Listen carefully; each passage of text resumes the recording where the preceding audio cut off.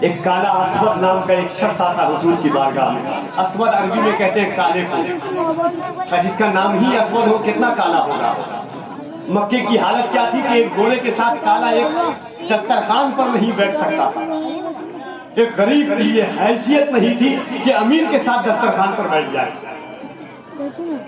ایک کالے کی یہ حیثیت نہیں تھی کہ وہ گھوڑے کے ساتھ دسترخوان پر بیٹھ جائے.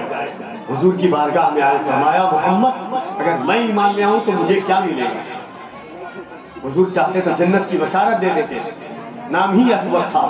حضور چاہتے تو جنت کا مژدہ دے دیتے, مگر حضور جانتے تھے یہ سماج کا مارا ہوا ہے, یہ گاؤں کا ستایا ہوا ہے, یہ لوگوں کا دکھایا ہوا ہے. حضور نے فرمایا تو چاہتا ہے, فرمایا کیا کہتا ہے. کہتا حضور محمد میں ایمان لے آؤں تو مجھے کیا ملے گا. حضور نے فرمایا تجھے وہی مقام ملے گا جو ابو بکر و عمر کو ملا ہے. اگر تو پہلی صف میں بیٹھ جائے گا, اگر تو پہلی صف میں بیٹھ جائے گا تو ابو بکر کی بھی طاقت نہیں ہے کہ تجھے اٹھا کر کے پیچھے کر دے. ایک ہی صف میں کھڑے ہو گئے محمود و ایاز, نہ کوئی بندہ رہا نہ کوئی بندہ نواز. اس رسول کی بلاغت کا دن آج کا. میں ایک واقعہ ہمیشہ کہتا ہوں, 1-2 منٹ کی بات ہے کہ ایک صحابی تھے حضرت عاصم. ایک صحابی تھے عاصم جو حضور سے عمر میں بہت بڑے تھے. غور سے سنیے گا, اگر دل ہے تو سن کر کے بتائیے گا. حضور سے عمر میں بہت بڑے تھے. حضرت عاصم سے حضور نے پوچھا, عاصم بتاؤ کہ میرے آنے سے پہلے دنیا کا کیا حال تھا, دنیا کا کیا ماحول تھا, دنیا کی ریت کیا تھی, دنیا کے روایات کیا تھے. حضرت عاصم کہتے ہیں یا رسول اللہ صلی اللہ علیہ وسلم, ایک بات میرے دل میں بڑے دن سے تڑپ رہی ہے, میں چاہتا ہوں کہ آپ سے کہوں, مگر میری ہمت ساتھ نہیں دیتی کہ میں حضور کے سامنے اس بات کو کہوں. حضور نے فرمایا کیا بات. فرمایا یا رسول اللہ میری 7 بیٹی تھی. کتنی بیٹی؟ ذرا زور سے کہیں, کتنی بیٹی؟ 7 بیٹی تھی. فرمایا یا رسول اللہ میں نے اپنی پہلی بیٹی کو دفن کیا, زندہ زمین پہ گاڑا. آج بھی الحمدللہ رمضان شریف میں حضرت کے ساتھ مجھے مدینہ شریف جانے کا شرف حاصل ہوا. آج بھی مکے میں وہ جگہ ہے حضرت جہاں پہ لوگ, وہ گراؤنڈ ہے جہاں پر لوگ اپنی بچیوں کو دفن کرتے تھے. بالکل ایک جگہ تھی, بالکل پورا گراؤنڈ ہے وہ کہ جہاں پر لوگ اپنی بیٹیوں کو دفن کرتے تھے. آج بھی مکے سے تھوڑی دور پر ہے خانے کا. کہا یا رسول اللہ میری 7 بیٹی تھی, میں نے اپنی ایک بیٹی کو دفن کیا زندہ, دوسری بیٹی کو زندہ دفن کیا, تیسری بیٹی کو زندہ دفن کیا, چوتھی بیٹی کو زندہ دفن کیا, 5 بیٹیوں کو زندہ دفن کیا, 6ٹھی بیٹی کو زندہ دفن کیا. مگر یا رسول اللہ کوئی آواز نہیں آئی. لے کے جاتا, زمین میں گاڑتا, دفن کر دیتا, مٹی ڈال دیتا. مگر جب میں اپنی 7ویں بیٹی کو دفن کرنے کے لیے اپنے گھر سے نکل رہا تھا تو حضور جیسے ہی میں نے گھر سے قدم باہر نکالا, ایک آسمان سے ایک آواز آئی, عاصم ایسا مت کر, عاصم خدا کے واسطے رک جا. بھوکا والو ایک واقعہ سن لو اور جانو کہ آپ کس کا جشن منا رہے ہو اور کس کی ولادت کا دن ہے.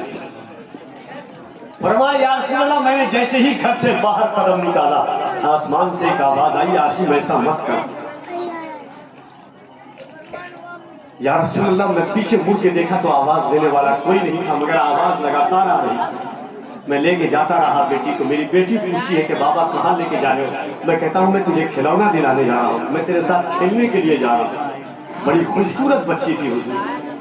میں آگے آگے بڑھتا گیا. جیسے ہی مکے کے اس گراؤنڈ میں پہنچا جہاں پر لوگ اپنی بیٹیوں کو دفن کرتے تھے, یا رسول اللہ صلی اللہ علیہ وآلہ وسلم ایسا لگتا تھا کہ آسمان ٹوٹ کر کے عاصم کے سر پر گر جائے گا. ایسا لگتا تھا کہ زمین پھٹ کر کے عاصم کو نگل جائے گی. پیچھے سے ایک آواز آتی تھی, عاصم خاموش ہو جا, عاصم ایسا مت کر, عاصم تو جتنا کر چکا ہے اب مت کر ایسا. یا رسول اللہ میرے قدم تھرتھرانے لگے, مگر مجھ پر دشمن سوار تھا, مجھ پر شیطان غالب تھا. میں نے گڈھا کھودا, میں اپنی بیٹی کو اس میں ڈالا.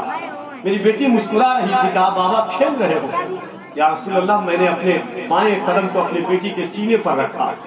وہ اٹھنا چاہتی تھی, میں نے مٹی ڈالنا شروع کیا, ڈالتا گیا, مسکراتی گئی, لیکن جیسے ہی اس کی مٹی اس کے منہ پر پڑی وہ رونے لگی. کہا بابا مجھے زندگی بخش دو. یا رسول اللہ مجھے کچھ سمجھ میں نہیں آ رہا تھا, میں مٹی ڈالتا گیا. جیسے ہی مٹی ڈال کر کے تھوڑی دور باہر نکلا, پھر پیچھے سے ایسا لگتا تھا کہ موت عاصم کا پیچھا کر رہی ہے. बादल फट करके आसिम के ऊपर गिर जाएगा। हुजूर एक बात पूछना चाहता हूँ कि पहली बेटी को दफन किया तो ये आवाज क्यों नहीं आई, दूसरी बेटी को दफन किया तो ये आवाज क्यों नहीं आई, तीसरी बेटी को दफन किया तो ये आवाज क्यों नहीं आई, 6 बेटियों को दफन किया तो ये आवाज क्यों नहीं आई, करीम आका 7वीं बेटी को दफन करने के लिए ये आवाज क्यों आ रही थी। हुजूर रोने लगते हैं, करीम आका की आंख में आंसू आ जाते हैं, फरमाते आसिम जब तूने अपनी पहली बेटी को दफन किया उस वक्त मैं मक्के में नहीं आया था, दूसरी तीसरी 5वीं 6ठी बेटी को दफन किया मैं मक्के में नहीं आया था, मगर जैसे ही 7वीं बेटी को दफन करने के लिए तू अपने घर से निकला उस वक्त मैं 4 दिन पहले अपनी माँ आमिना की गोद में आ चुका था और अल्लाह को ये गवारा ना था कि जिस शहर में मेरा हबीब आ गया वहां लड़कियों को जिंदा दफन